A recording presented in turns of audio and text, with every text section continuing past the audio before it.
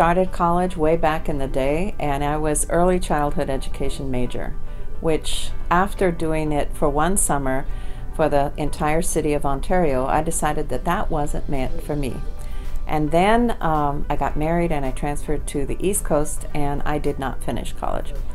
And when I got to be an old woman, at 50 is when I graduated from Washington Adventist University with a degree in organizational management.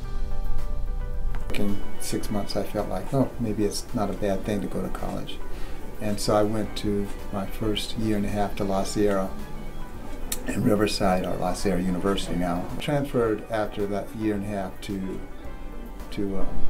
Walla Walla College, where I graduated with my bachelor's degree. And master's at Cal State Fresno, and then worked another little bit, and then went back and got my PhD at University of Utah.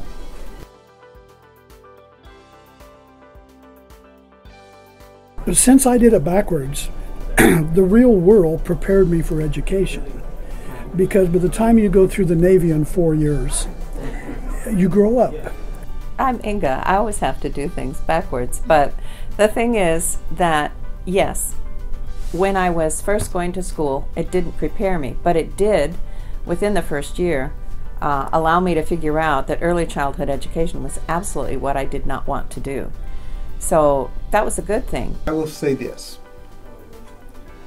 My education prepared me for where I am right now today. Okay. Now, can college prepare you for real life? No, because life is changing, it's ever changing. You can't just blatantly say that college has prepared people for real life. What I like to say is that college has given me the tools to deal with reality in real life. For a year, and then they phased the program out. And so I was the last hired, so I was the first fired.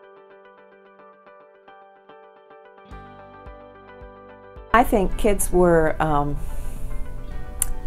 more dedicated to learning. You always have goof-offs, no matter where you're at, and that's not what I'm trying to say. Today is such an electronic age that kids want to do it this way. They want it instant. They don't want to sit down and really read a book and study anymore. But look at nursing. If I look at nursing education, has changed a lot, because there's a whole lot more that we ask of, that we ask of our students today than was asked of me when I was a student. They don't know what they don't know. They're young. They haven't had the time to experience life. And now they have more freedom, and many times they don't know how to use their time wisely. Not just to get skills that can get them a job, be it a teacher, be it a pastor, be it whatever they do, a business worker. They're getting skills, but it's in learning how to study, learning how to get along in a class setting, working as a group on a project. All these things prepare them for what's coming down the road.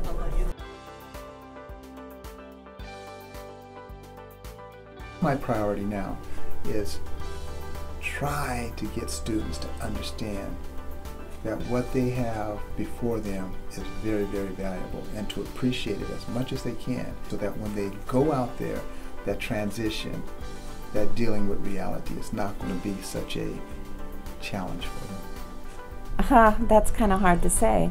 My priorities in the past were to make sure that I raised my family and gave them the best that I could as far as imparting knowledge, giving them a good work ethic, help them build their moral character, give them a moral compass from what they were learning from me. Now my priorities are, I'd like to retire soon. And I see a lot of people who are 10 to 12 years younger than me, and they say they're retired, and I go, what, really? That's not even possible, because there's just too many more fun things to do, and for me, I enjoy working. I enjoy what I do, so comparing, I don't know. Goal in life is just different. I want to prepare so that I'm going to be good at retirement too. That really sounds bad.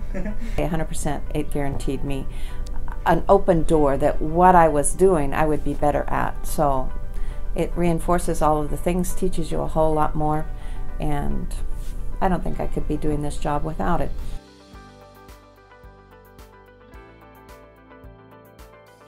my advice to students that I give to students now is that you always try to be as best prepared as you can, because you never know what's going to come your way.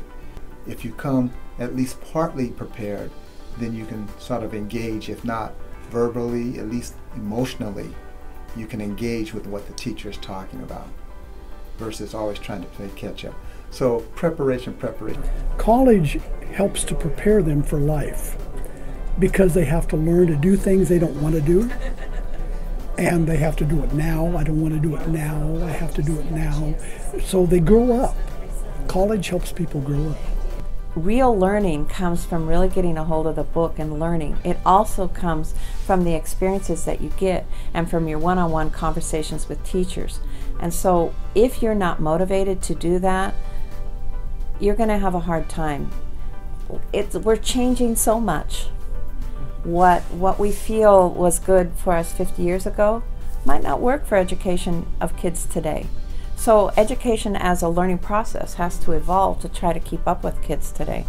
Well, I advise students to pick something that they have passion for. You need to sit down and say, what do I want to do? What is my passion?